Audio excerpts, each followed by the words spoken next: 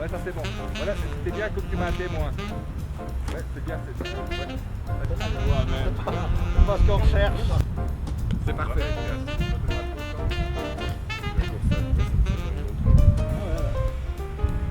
Plus comédie. Alexis Giroux, vous collaborez depuis de nombreuses années avec le Théâtre du Croution. Comment tout cela a-t-il commencé?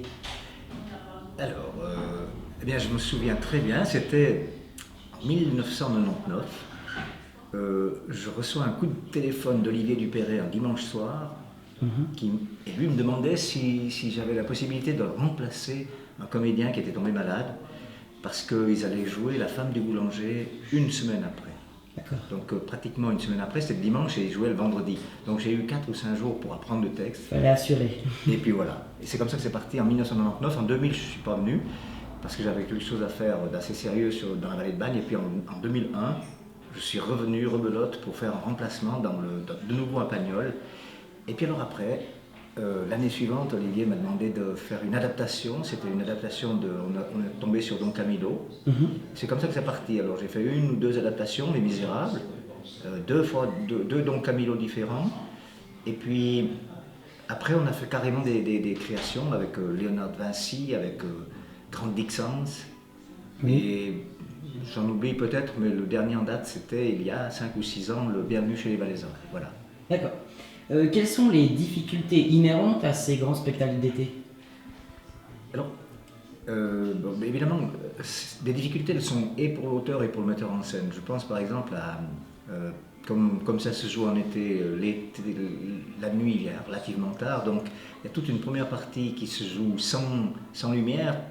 Quand on sait l'importance de la lumière, c'est quand même la magie du spectacle, quand on sait l'importance de la lumière, on se dit de toute façon, l'auteur ne peut pas marquer noir, puisqu'il ne fera pas nuit. Donc voilà, on doit essayer entre les scènes de faire quelque chose qui soit plus coulant, et parce qu'on n'a pas cette possibilité de soit de tirer un rideau qui n'existe pas, soit de faire un noir, puisqu'il y a encore du soleil parfois. Donc ça, c'est une des particularités. La deuxième, c'est évidemment, il y a beaucoup de spectateurs, donc il faut quelque chose qui soit... C'est pas une affaire de finesse, mais il faut une histoire qui soit relativement facile à comprendre par tout le monde, quoi, qui soit pas trop difficile, pas trop tordu, parce que, et comme il y a beaucoup de monde, c'est quand même difficile c'est pas comme quand on discute au bistrot puis qu'on reste à Witz. Là, tout le monde rit en même temps dans des gradins où il y a 700-800 personnes. C'est beaucoup plus difficile à atteindre et à toucher tout le monde. Ça, c'est aussi une particularité. Et puis aussi, il faut donner, je dirais, à manger à tous ces comédiens qui sont là, qui étaient là l'année passée, qui voudraient revenir cette année. Donc on a quand même une certaine obligation entre 12 ou 15 et 18 rôles, comme ça il faut le faire. Il faut donner une partie au chœur pour chanter. Il faut laisser de la partie au visuel. Et puis c'est beaucoup plus grand, il faut imaginer quelque chose de beaucoup plus grand que ce qu'on fait dans une scène à l'italienne, quoi. Ouais. Voilà, c'est peut-être les difficultés les plus grandes, quoi. Cette année, le spectacle s'intitule Plus belle la vigne. Alors à quoi devons-nous nous attendre pour cette année 2016? Alors, moi j'ai écrit, et je crois que je suis un petit peu connu dans ce sens-là, c'est que j'écris beaucoup de sketchs, des chansons, j'écris pour les spectacles de cabaret, des revues, des choses comme ça. J'ai fait quelques pièces de théâtre, comme on appelle pièces de théâtre, mais par exemple pour le Croution, j'ai jamais écrit une pièce de théâtre. En fait, les créations qu'on a faites, que ce soit Léonard de Vinci, que ce soit le Grant Dixens, c'est plutôt des fresques avec on retrace un peu l'histoire, ce qui s'est passé, tout ça.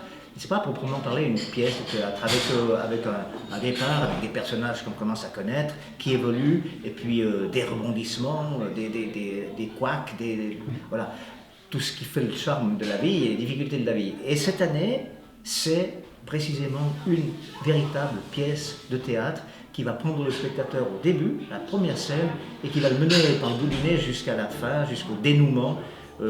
Voilà, c'est un peu comme si on lisait un roman policier, mais ça a quelque chose du policier, seulement c'est dans le domaine, on va dire dans le domaine valaisan.